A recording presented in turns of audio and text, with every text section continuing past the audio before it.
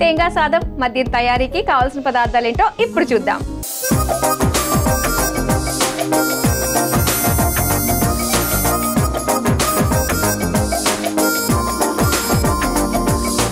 తేంగా సాదం తయారీకి కావాల్సిన పదార్థాలు సిద్ధంగా ఉన్నాయి. ఓకే, సో అప్పటికప్పుడు ఇన్స్టెంట్ గా లంచ్ బాక్స్ రెసిపీ లాగా మనకు ఉంటుంది అనమాట ఇది. ఎస్, మరి స్టార్ట్ చేద్దామా అండి? స్టవ్ ఆన్ చేసుకోవడమే అనుకుంటా. రైట్,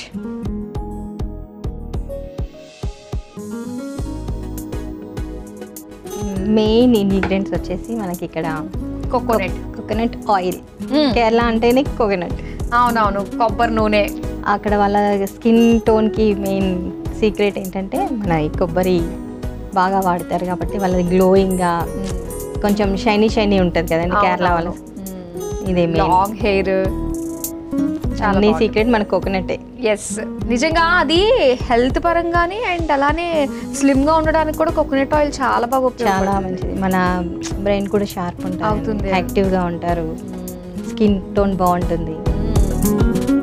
చాలా ఉన్నాయి. మరి స్టార్ట్ చేద్దాం అయితే. స్టవ్ ఆన్ చేశాను నేను. మనం కోకోనట్ ఆయిల్ కొంచెం తీసుకుందామండి. ఒక 2 స్పూన్స్.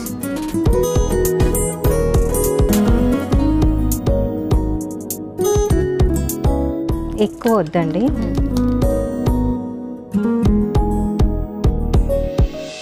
తర్వాత ఆయిల్ హీట్ అయ్యాలని పోపు దినుసులు వేసుకోవాలి. మినపప్పు, శనగపప్పు 2 స్పూన్స్. ఒక 1 స్పూన్ జీడిపప్పు. ఎక్కువ ఇష్టం అంటే మొత్తం 2 స్పూన్స్ వేసుకోవచ్చు. ఉన్నారండి జీడిపప్పు ఇష్టం లేని వాళ్ళు ఈ ప్రపంచంలో. అండ్ నెక్స్ట్ ఎండుమిర్చి.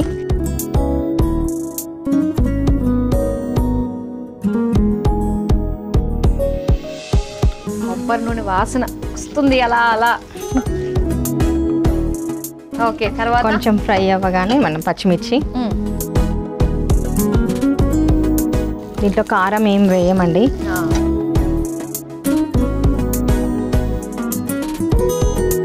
మీరు కోకోనట్ ఆయిల్ తో చేసిన రెసిపీస్ మీరు తప్ప మీ ఇంట్లో ఎవరైనా తింటారా? తింటారా? మా ఇంట్లో అంటే కొంచెం వెరైటీగా ఇష్టపడుతూ ఉంటారు. ఇది ఎలా ఉంటుంది, మన కేరళ స్టైల్ కూడా ఎలా ఉంటుందని ట్రై చేసాం. ఓకే, కానీ తొందరగా ఆకలేదండి. అవునండి, మనం ఆ ఆయిల్ మనకు అలవాటు ఉండదు కాబట్టి మనం ఎక్కువ తినలేము. హెవీగా అనిపించేస్తుంది, తినాలనిపించిన తర్వాత. కొంచెం కరివేపాకు వేసుకుందాం. ఓకే,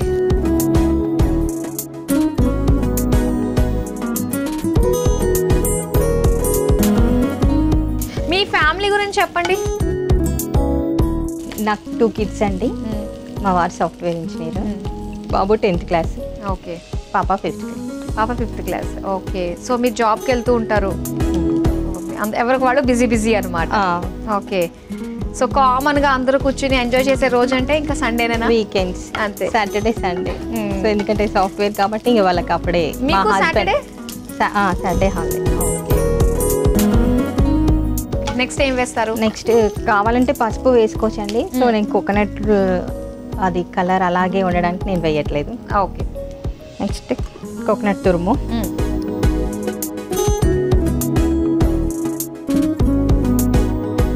ఇది కూడా కలపండి. కోకోనట్ కొంచెం ఫ్రై అయినాక మనం రైస్ వేసుకుందాం.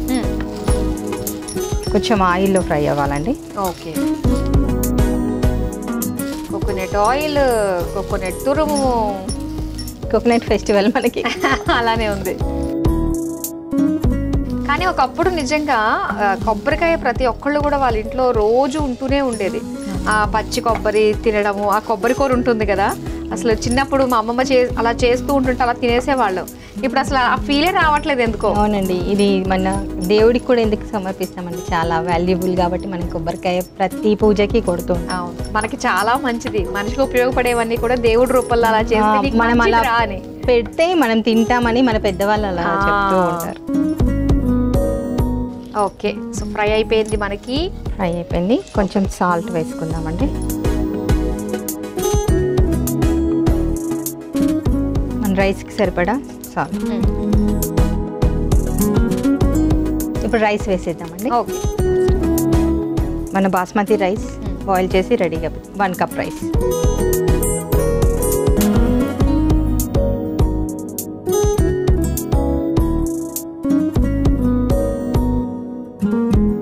సో మీకు తెలిసిన ఇలాంటి ఇమీడియట్ లంచ్ బాక్స్ రెసిపీస్ ఏమున్నాయండి? ఏమేమి చేస్తూ ఉంటారు ఈ టైంలో? చాలా మంది పేరెంట్స్కి తల్లులకి అవసరం యాక్చువల్గా. ఈజీగా అయిపోవాలంటే మనకు ఒకటి క్యారెట్ రైస్ అండ్ పుదీనా రైస్, ఓకే, ఇంకా lemon rice, tomato rice, tiger rice.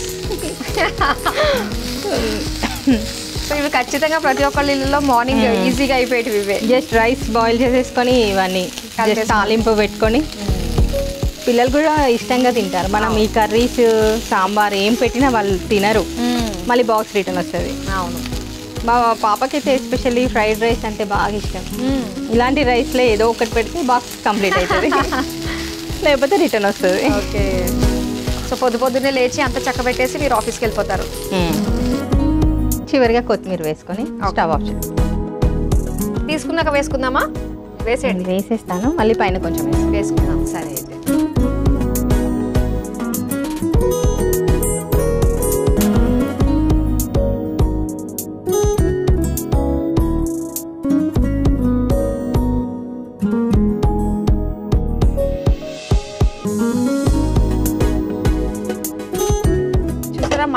మళ్ళీ గార్నిష్ అవసరం లేకుండా నేను గార్నిష్ చేశాను ఉన్న దాంతో. Very talented. ఎస్, రెడీ అయిపోయింది తేంగా సాదం. దీని తయారీకి కావాల్సిన పదార్థాలు, తయారు చేసే విధానం మరోసారి చూసేయండి. తేంగా సాదం తయారు చేసుకోవడానికి కావలసిన పదార్థాలు: ఉడికించిన బాస్మతి అన్నం, కొబ్బరి తురుము, కొబ్బరి నూనె, పోపు దినుసులు, జీడిపప్పు, పచ్చిమిర్చి, ఎండుమిర్చి, కరివేపాకు, కొత్తిమీర, ఉప్పు. తేంగా సాదం తయారు చేసుకునే విధానం: ముందుగా స్టవ్ ఆన్ చేసి పాన్ లో కొబ్బరి నూనె పోసి వేడయ్యాక అందులో పోపు దినుసులు, జీడిపప్పు, ఎండుమిర్చి, పచ్చిమిర్చి, కరివేపాకు, పచ్చి కొబ్బరి తురుము వేసి వేయించుకోవాలి. తర్వాత అందులో ఉడికించుకున్న బాస్మతి రైస్ వేసి కలిపి 2 నిమిషాల పాటు మగ్గించుకొని చివరిగా కొత్తిమీర వేసి కలిపి సర్వింగ్ బౌల్లోకి తీసుకుని సర్వ్ చేసుకుంటే తేంగా సాదం రెడీ.